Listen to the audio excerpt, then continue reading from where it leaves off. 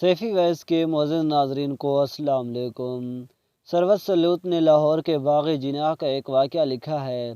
انہوں نے اس واقعے کے ایک عینی شواہد کے حوالے سے لکھا ہے کہ باغ جناح میں سائیکل چلانے والے ایک لڑکے نے اپنی سائیکل ان سے ٹکرا دی، اس سے پہلے کہ سیکورٹی گارڈ حکام اس لڑکے کو مرمت کرتے۔ گورنر نے آگے بڑھ کر لڑکے کو سہارا دیا اور پیار سے سمجھایا کہ وہ احتیاط سے سائیکل چلایا کرے۔ بغیر پیش گوئی اطلاع کے بازاروں میں نکلنے کی طرح سردار عبدالرب نشتر اکثر مختلف مساجد میں بھی عام نمازیوں کی طرح پہنچ جایا کرتے تھے اور لوگوں میں گھل مل جاتے۔ انتقال سے کچھ عرصہ پہلے کی بات ہے کہ وہ عارضہ قلب میں مبتلا تھے۔ ڈاکٹروں نے انہیں مکمل آرام کی ہدایت دے رکھی تھی۔ لوگوں سے ملاقاتیں بھی کم ہو گئی تھیں۔ انہی دنوں وزیر اعظم آئی چندر گر ان کی خیریت معلوم کرنے آئے اور کچھ دیر بیٹھ کر چلے گئے۔ تھوڑی دیر بعد مسلم لیگ گارڈز کے سالار سردار علی خان آ گئے۔ انہوں نے عادت کے مطابق کمرے میں داخل ہونے کی کوشش کی تو جمیل نشتر نے انہیں ملنے سے روک دیا اور ڈانٹا کہ تمہیں ان کے آرام کا خیال نہیں۔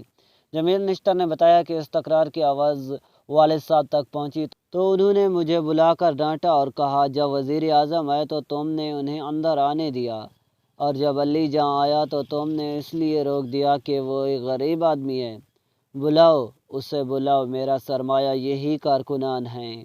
میں زندگی بھر امتیازات کے خلاف لڑتا رہا، کیا تم آخری وقت میں میری کمائی ضائع کر دینا چاہتے ہو؟ سردار عبدالرب نشتر کھلے عام بازاروں میں کیوں نکل جاتے تھے اور عام لوگوں میں اٹھتے بیٹھتے تھے؟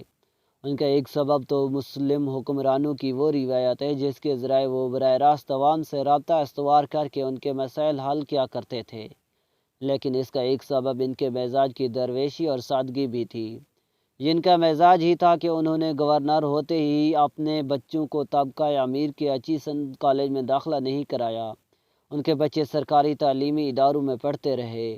ممتاز سیاسی رہنما سردار شہراز باز خان مزاری محروم نے ایک بار مجھے بتایا تھا کہ نشتر صاحب کا ایک بیٹا ان کے ساتھ گورنمنٹ کالج میں پڑھتا تھا اور سائیکل پر کالج آیا کرتا تھا۔